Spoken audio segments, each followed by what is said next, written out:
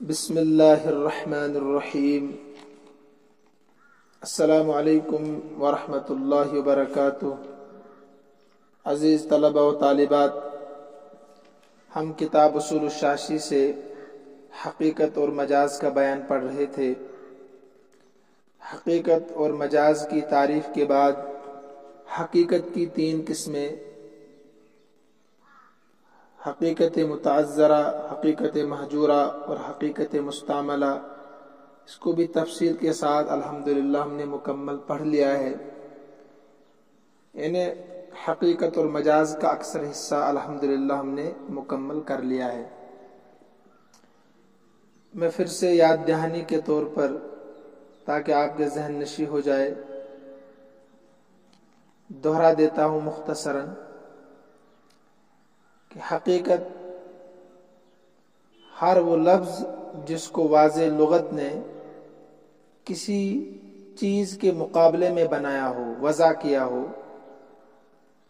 تو وہ لفظ اس چیز کے لیے، اس شے کے لیے حقیقت کہلاتا ہے۔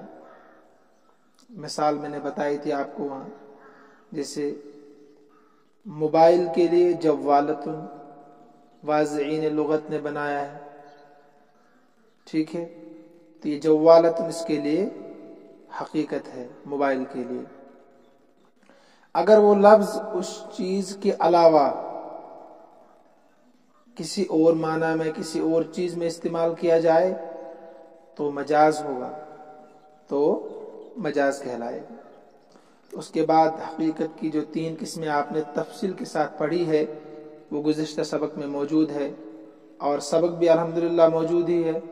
اگر آپ کو سمجھ میں نہ آیا ہو تو جا کر تفصیل کے ساتھ پھر سنیے، انشاءاللہ امید ہے کہ سمجھ جائیں گے آپ۔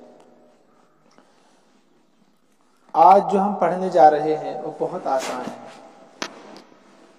تین چیزیں آج آپ کو پڑھنی ہے آج کے سبق میں۔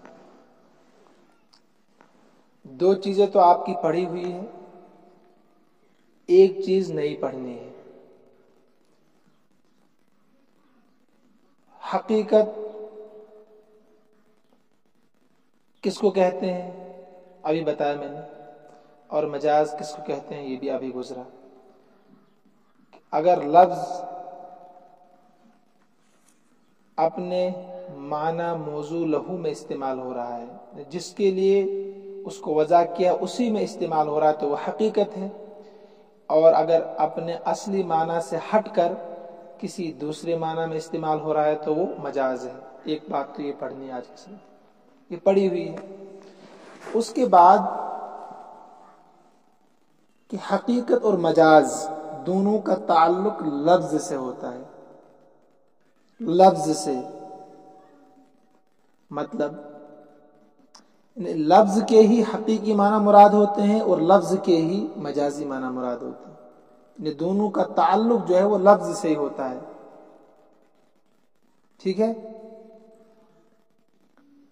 تو دو باتیں ہوگی، نمبر ایک حقیقت اور مجاز کی تعریف، نمبر دو حقیقت اور مجاز دونوں کا تعلق لفظ سے ہی ہوتا ہے، کبھی لفظ کے حقیقی معنی مراد ہوتے ہیں اور کبھی اسی لفظ کے مجازی معنی مراد ہوتے ہیں، دونوں کا مصداق لفظ ہی ہے۔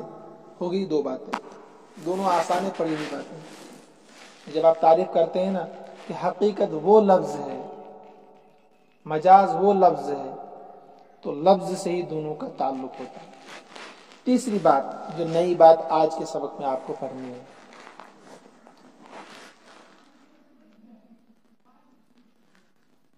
کہ حقیقت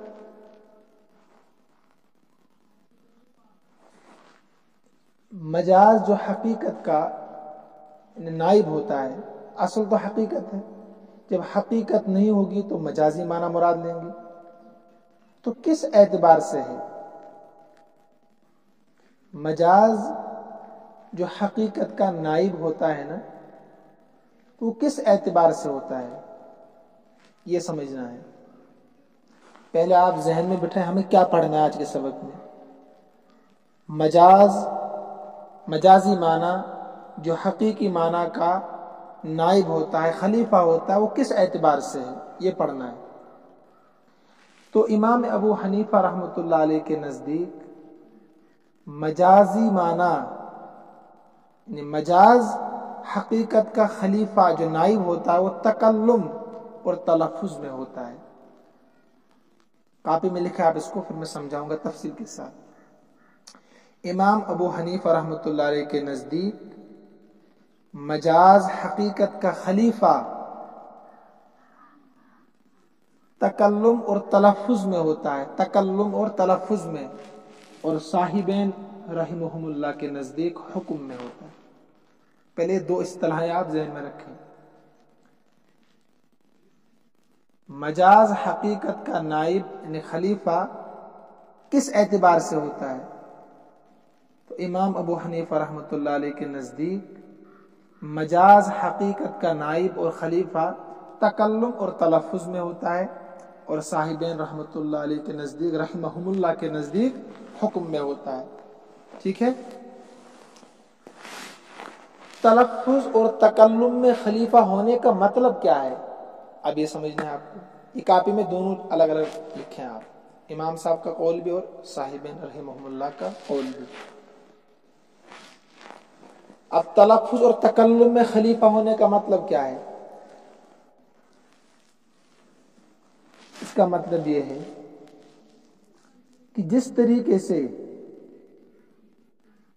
حقیقی معنی مراد لینے میں، لفظ کے حقیقی معنی مراد لینے میں کلام کا ترکیب نحوی انہیں مبتدا اور خبر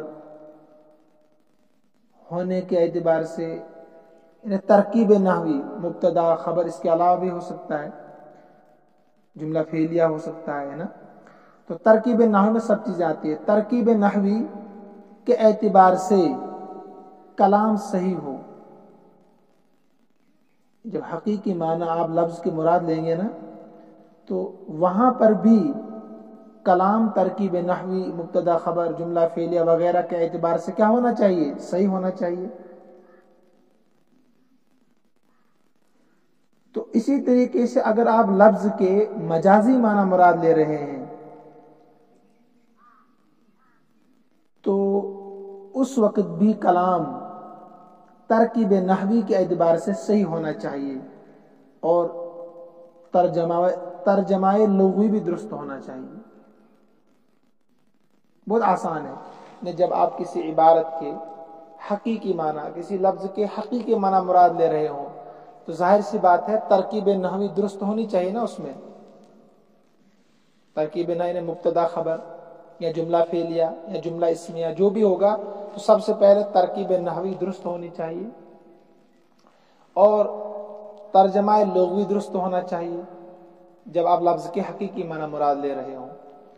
تو ہبوہو اسی طریقے سے مجازی معنی مراد لینے کی صورت میں بھی کلام ترکیب نحوی کے اعتبار سے مبتدا خبر جملہ فعلیہ جملہ اسمیہ ترکیب نحوی کے اعتبار سے اور ترجمہ لغوی کے اعتبار سے درست ہونا چاہیے.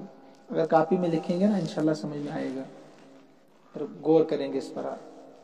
یہ امام ابو حنیفہ رحمۃ اللہ علیہ کے نزدیک اصول، مجازی معنی مراد لینے کا اصول ہے کہ ترکیب نحوی کے اعتبار سے بھی کلام درست ہو اور ترجمہ لغوی کے اعتبار سے بھی کلام درست ہو. پھر کسی وجہ سے اس کے حقیقی معنی مراد نہیں لے پا رہے ہیں آپ، تو اب مجازی معنی مراد لے سکتے ہیں. آسان سی بات. ٹھیک ہے نا. پھر سمجھے ایک بار کہ جس طریقے سے حقیقی معنی مراد لینے کی صورت میں کلام ترکیب نحوی کے اعتبار سے ترجمہ لغوی کے اعتبار سے درست ہونا چاہیے، یہ تو پڑھی ہوئی چیز آپ کی. اسی طریقے سے مجازی معنی مراد لینے کی صورت میں کلام ترکیب نحوی اور ترجمہ لغوی کے اعتبار سے درست ہونا چاہیے. پھر کسی وجہ سے آپ حقیقی معنی مراد نہیں لے سکتے ہیں، تو اب آپ دیکھیں گے کہ ترکیب نحوی درست ہے، ترجمہ لغوی درست ہے، تو اب مجازی معنی مراد لے سکتے ہیں. ٹھیک ہے. یہ ہے تکلم اور تلفظ میں मजाज हकीकत का खलीफा होता है। तकल्लुम और तलफ़्फ़ुज़ मैंने समझा दिया कि तरकीब नहवी और तर्जमा लुग़वी दुरुस्त होना चाहिए। लेकिन साहिबैन रहमहुमुल्लाह फरमाते हैं कि मजाज हकीकत का खलीफा हुक्म में होता है। हुक्म का मतलब क्या है? हुक्म में खलीफा होने का मतलब ये है कि लफ्ज के हकीकी माना पर अमल करना मुमकिन हो। याद रखिए, लफ्ज के हकीकी माना पर अमल करना मुमकिन हो, फिर किसी माने की वजह से आप अमल नहीं कर पा रहे हैं, तो लिहाजा आप मजाजी माना मुराद लें। फर्क समझ में आया? कुछ नहीं आया। इमाम अबू हनीफा रहमतुल्लाह अलैह के नज़दीक हम देखेंगे कि कलाम सबसे पहले तरकीब नहवी और तर्जमा लुग़वी के एतबार से दुरुस्त है कि नहीं, पहले ये देखेंगे। अगर दुरुस्त है, फिर हम देख रहे हैं कि किसी वजह से इस पर अमल करना अब मुमकिन नहीं है, तो आप मजाजी माना मुराद लेंगे। साहिबैन फरमाते हैं सबसे पहले हम देखेंगे कि कलाम पर अमल करना मुमकिन है कि नहीं है। कलाम पर अमल करना मुमकिन है कि नहीं है। अगर मुमकिन है, अब कुछ नहीं देखेंगे। अगर मुमकिन है, पहले ही देखेंगे। अगर मुमकिन है लेकिन किसी वजह से अमल नहीं कर पा रहे हैं, मुमकिन तो है, अमल नहीं कर पा रहे हैं किसी वजह से, अब मजाजी माना मुराद लेंगे और कुछ नहीं देखेंगे।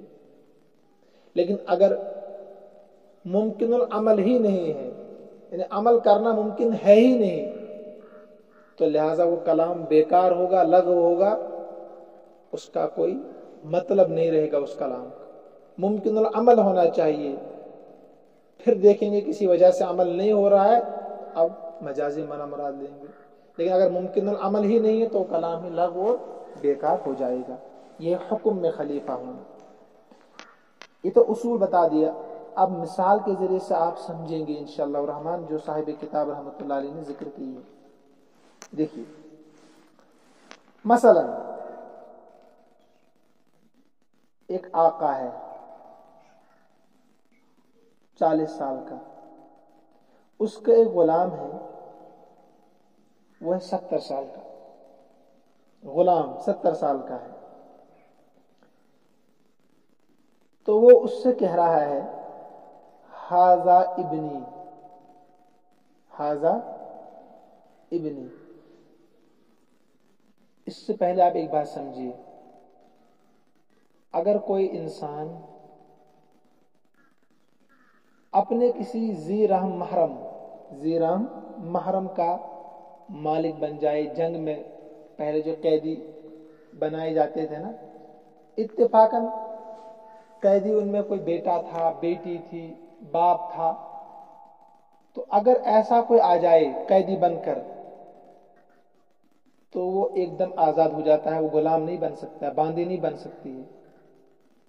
इत्तिफाक से किसी वजह से जंग हो गई, जो कैदी पकड़े गए उसमें आपका भाई था, आपका बेटा था, आपकी बहन थी, आपका बाप था, तो जैसे ही आपके पास वो पहुंच गया कैदी बनकर, एकदम वो आज़ाद हो जाएगा आपकी तरह, गुलाम नहीं रह सकता है। ये उसूल है। अब समझिए,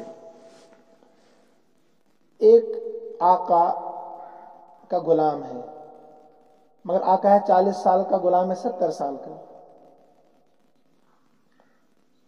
तो अब आका अपने गुलाम से कह रहा हाजा इब्नी, हाजा इब्नी, ये मेरा बेटा है। तो ये हाजा इब्नी जो है ना, साहिब रहमहुल्लाह फरमाते हैं कि हाजा इब्नी कहना ही बेकार है, इसका कोई माना नहीं होगा। क्यों नहीं माना होगा? कहते इसलिए माना नहीं होगा कि ये मुमकिनुल अमल ही नहीं है कि 40 साल का आदमी 70 साल के आदमी को हाजा इब्नी बेटा कह रहा है। ये तो नामुमकिन है ना। बेटा तो कम उम्र होगा ना, जरूरी, बाप ज्यादा उम्र का होगा, लेकिन ये अपने से ज्यादा उम्र वाले से कह रहा हाजा इब्नी, तो ये हकीकी माना जो यहां है इस पर अमल करना नामुमकिन है। इन अगर हकीकी माना इसे मुराद लेंगे तो क्या 70 साल वाले को 40 साल वाला इंसान हाजा इब्नी कह सकता है मेरा बेटा? तो बेटा तो हमेशा छोटा होता ना उम्र में बाप से, گویا کہ کلام بیکار ہے، کیونکہ چھوٹا عمر والا بڑے عمر والے سے کہہ رہا ھذا ابنی، تو یہ ناممکن ہے، ممکن العمل نہیں ہے، لہذا یہ کلام لغو ہوگا، کیونکہ ان کے یہاں اصول ہے نا کہ مجازی معنی مراد لیں گے تب جب حقیقی معنی پر عمل کرنا ممکن ہو. کہتے ہیں یہاں ممکن ہے ہی نہیں، کسی بھی صورت میں ممکن ہے ہی نہیں. اگر ممکن ہوتا تو پھر مجاز کی طرف جاتے، تو لہذا ان کے یہاں اس پر عمل کرنا ممکن ہی نہیں ہے، لہذا یہ کلام بیکار ہوگا. ٹھیک ہے.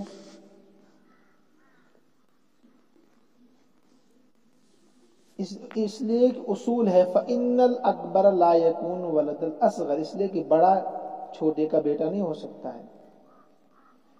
تو لہذا ھذا ابنی کے مجازی معنی یہ تھے کہ غلام کے حق میں آزادی ثابت ہو جاتی، لیکن یہاں ھذا ابنی جو ممکن العمل ہی نہیں ہے، صاحبین رحمہم اللہ کے نزدیک غلام کے حق میں آزادی ثابت نہیں ہوگی، انہیں غلام کو آزاد کرنا جائز نہیں ہوگا. لیکن امام صاحب رحمۃ اللہ علیہ کے نزدیک جو مجازی معنی ہوتے ہیں وہ حقیقی معنی کا خلیفہ صرف تکلم اور تلفظ میں ہوتا ہے، انہیں ترکیب نحوی درست ہونی چاہیے اور ترجمہ لغوی درست ہونا چاہیے. اب اگر عمل کرنا ممکن نہیں ہے کسی بھی وجہ سے تو مجازی معنی پر عمل کریں گے. لہذا ھذا ابنی جو ہے نا، دیکھیے ھذا ابنی ترکیب کے اعتبار سے بھی درست ہے. ھذا مبتدا، ابنی خبر. ابنی ہے نا، ابن بیٹا، یا متکلم کے ضمیر تو مرکب اضافی ہو کر خبر، تو ھذا مبتدا ابنی خبر، تو مبتدا خبر سے مل کر جملہ اس میں خبری ہوگا. ترکیب نحوی درست ہے، ترجمہ لغوی درست ہے کہ یہ میرا بیٹا ہے، تو ترکیب نحوی بھی درست ہے ھذا ابنی کی، اور ترجمہ لغوی بھی درست ہے. تو اب جب ترکیب نحوی درست ہے اور ترجمہ لغوی درست ہے تو اس کے بعد ہم دیکھیں گے کہ حقیقی معنی کیا اس کے ہیں. حقیقی معنی ہے کہ 70 سال والا بیٹا نہیں ہو سکتا ہے. حقیقی معنی ہے کہ 40 سال والا 70 سالہ انسان سے کہہ رہا ہے کہ یہ میرا بیٹا ہے، تو یہ حقیقی معنی یہاں پر ممکن العمل نہیں ہے. جب ممکن العمل نہیں ہے تو مجاز کی طرف جائیں گے. مجازی معنی ہے کہ یہ اس کو آزاد کرنا چاہتا، اس کو، جیسے کہ اگر میں نے پہلے بتا دیا کہ بیٹا، باپ، زیرہ، محرم کوئی بھی غلام بن کر آ جائے، قیدی بن کر آ جائے، فوراً آزاد ہو جاتا ہے. تو یہاں جب ترکیب نحوی درست ہے، ترجمہ لغوی درست ہے، تو لہٰذا اب فوراً یہاں پر اس کلام کو لغو نہیں قرار دیں گے، بلکہ یہ کلام درست ہے. تو حقیقی معنی پر عمل کرنا اس لیے ممکن نہیں ہے کہ 40 سال والا 70 سالہ انسان سے کہہ رہا ھذا ابنی، تھے ناممکن ہے. تو لہٰذا مجازی معنی مراد لیں گے، یعنی آزادی، یعنی آزادی مراد لی جائے گی، کیونکہ ترکیب نحوی درست ہے اور ترجمہ لغوی درست ہے، تو اور حقیقی معنی پر عمل کرنا ناممکن ہے، تو لہٰذا مجازی معنی مراد لیں گے، یعنی آزادی، تو لہٰذا وہ غلام آزاد ہو جائے گا. ٹھیک ہے. ایک قاعدہ یاد رکھیے، حدیث ہے من ملک ذا رحم محرم منہ عتق علیہ، من ملک ذا رحم محرم منہ عتق علیہ، کہ اگر کوئی بھی ذی رحم محرم کا مالک ہو جائے تو فوراً اس پر آزاد ہو جاتا ہے.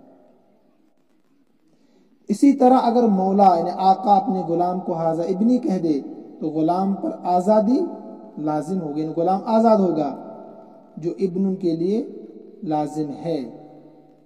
اگر بیٹا ہوتا تو وہ آزاد ہوتا کہ نہیں.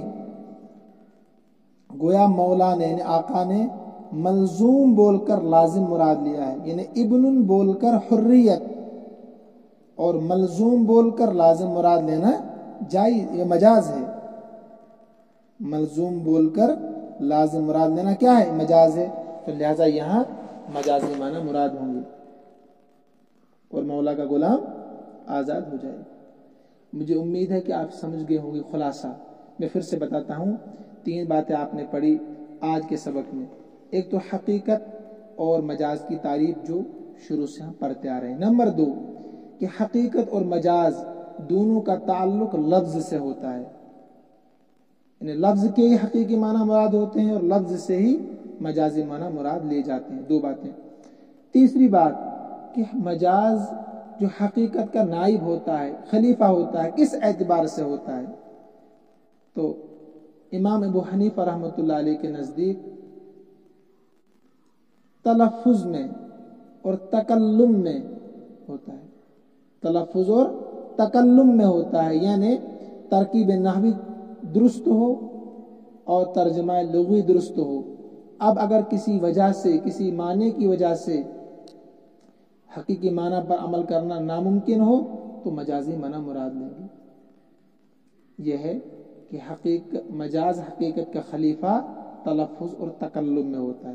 اور صاحب رحمۃ اللہ علیہ کے نزدیک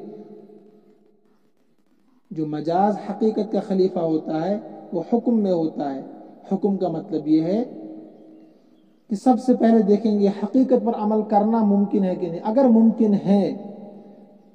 ممکن ہے یہ ضروری چیز ہے، اگر ممکن ہے پھر کسی وجہ سے عمل نہیں ہو رہا ہے تو اب مجازی معنی مراد لیں گے. لیکن اگر ممکن ہے ہی نہیں تو کلام ہی بیکار ہو جائے گا، لغو ہو جائے گا. بس 3 باتیں یاد رکھنی آپ کو ہے. امید ہے کہ آپ سبق سمجھ گئے ہوں گے. اصل میں مصروفیت تھی جس وجہ سے میں پڑھا نہیں پا رہا تھا آپ کو. ابھی بھی میں اسی مصروفیت میں ہوں، لیکن میں نے سوچا ٹائم بہت ہو گیا، امتحان بھی آپ کے سر پر ہے. انشاءاللہ کل آپ کا سلیبس مکمل ہوگا. اس کے بعد جو ہے فصل فی تعریف طریق الاستعارتی یہ بھی پڑھنا تھا مگر ضروری نہیں ہے، یہیں تک ہم پڑھیں گے. تو سلیبس الحمدللہ مکمل ہو گیا آپ کا. اب یاد کریں، ہم امتحان بہت جلد لیں گے آپ کا انشاءاللہ الرحمن. جلد آپ کے پاس اسائنمنٹ پیپر پہنچ جائیں گے. آپ کل میں انشاءاللہ پورا کروں گا. اس کے بعد آپ پچھلا جو ہے جتنا بھی آموختہ ہے، پڑھا ہوا سبق آموختہ، اس کو آپ دہرا لیں تو تاکہ امتحان میں آپ اعلیٰ نمرات سے کامیاب ہوں. ہماری دعا بھی یہی ہے. سخت امتحان ہوگا یونیورسٹی کے مقابلے میں انشاءاللہ الرحمن. اب ترجمہ دیکھیں آپ. ثم المجاز عند ابي حنيفة خلف ثم المجاز عند ابي حنيفة خلف عن الحقيقة في حق اللفظ. پھر مجاز امام ابو حنیفہ رحمۃ اللہ علیہ کے نزدیک حقیقت کا خلیفہ فی حق اللفظ تلفظ اور تکلم میں. یہ ترجمہ تلفظ اور تکلم میں. پھر مجاز امام ابو حنیفہ رحمۃ اللہ علیہ کے نزدیک خلف خلیفہ ہے، نائب ہے، عن الحقیقت حقیقت کا، تلفظ اور تکلم کے حق میں. سمجھا دیا آپ کو میں نے تلفظ اور تکلم، ترکیب نحوی اور ترجمہ لغوی درست ہونا چاہیے. وعندہما اور صاحبین رحمہم اللہ کے نزدیک خلف عن الحقیقت مجاز حقیقت کا نائب اور خلیفہ ہے فی حق الحکم حکم کے حق میں. حکم بھی بتا دیا میں نے. سب سے پہلے دیکھیں گے کہ حقیقی معنی پر عمل کرنا ممکن ہے کہ نہیں. اگر ممکن ہے پھر کسی وجہ سے عمل نہیں ہو رہا ہے تو اب مجاز کی طرف جائیں گے. اگر ممکن ہی نہیں ہے تو کلام بیکار ہوگا. یہ معنی ہے حکم کا. حتیٰ یہاں تک کہ لو کانت الحقیقت ممکنۃ فی نفسها، حتیٰ کہ اگر حقیقت بذات خود ممکن العمل ہو. ترجمہ آخر سے لو کانت الحقیقت ممکنۃ فی نفسها، اگر حقیقت بذات خود، فی نفسها کا ترجمہ بذات خود ممکنۃ ممکن العمل ہو، ممکن العمل ہو حقیقت بذات خود، اس پر عمل کرنا ممکن ہو.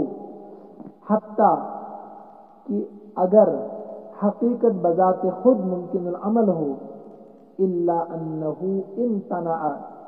امتنع العمل بها لمانع، مگر کسی معنی کی وجہ سے، آخر ترجمہ کسی معنی کی وجہ سے بہا اس حقیقت پر عمل کرنا ممتنع ہو، یعنی ناممکن ہو.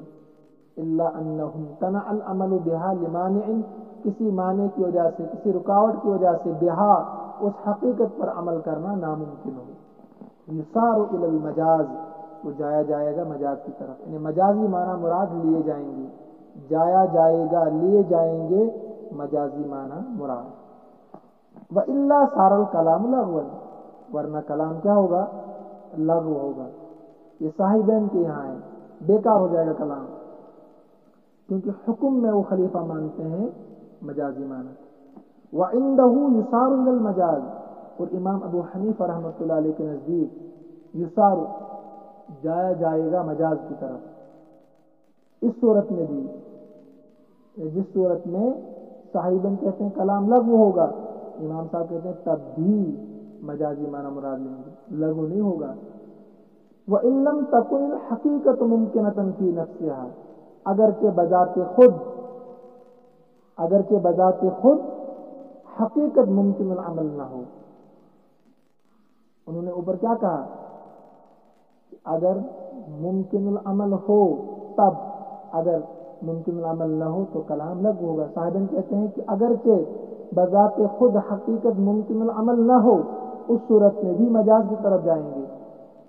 کیوں؟ ان کے یہاں اصول ہے کہ ترکیب نحوی درست ہے، ترجمہ لغوی درست ہے، اگر یہ چیزیں ہیں پھر کسی معنی کی وجہ سے عمل نہیں ہو پا رہا ہے، اب مجاز کی طرف جائیں گے۔ ان کے یہاں یہ قاعدہ نہیں ہے کہ وہ ممکن العمل ہی ہونا چاہیے، بلکہ ترکیب نحوی اور ترجمہ لغوی ہونا چاہیے۔ مثالہ، اس کی مثال، اذا قال لعبدہ، جب آقا نے اپنے غلام سے کہا، وہو اکبر سن، حالانکہ واو حالیہ، حالانکہ وہ اکبر بڑا ہے، سنن عمر کے اعتبار سے، منہ اس غلام سے، کیا کہا؟ ھذا ابنی، یہ میرا بیٹا ہے، لا یسار الی المجاز، نہیں جایا جائے گا، نہیں لوٹا جائے گا مجاز کی طرف، عندہما، صاحبین رحمہم اللہ کے نزدیک، لاستحالۃ الحقیقت، حقیقت کے محال ہونے کی وجہ سے، یعنی کلام کے حقیقی معنی محال ہونے کی وجہ سے، استحالت الحقیقت، کلام کے حقیقی معنی کے محال ہونے کی وجہ سے، وَعِندَهُ يُسَارُ إِلَى الْمَجَاز، اور امام صاحب رحمۃ اللہ علیہ کے نزدیک یسار جایا جائے گا، یعنی عمل کیا جائے گا، إِلَى الْمَجَاز، مجاز پر جایا جائے گا مجاز کی طرف، حَتَّى يُعْتَقَ الْعَبْدُ، یہاں تک کہ غلام آزاد ہو جائے گا، غلام آزاد ہو جائے گا۔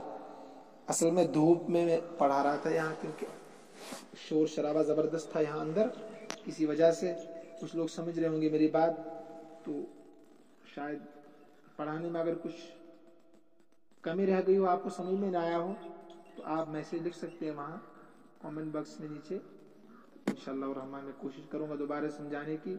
اللہ تعالیٰ ہم سب کا حامی و ناصر ہو، اللہ رب العزت ہم سب کی حفاظت فرمائے۔ ھذا من عندی واللہ اعلم واحکم واتم وما توفیقی الا باللہ علیہ توکلت والیہ انیب۔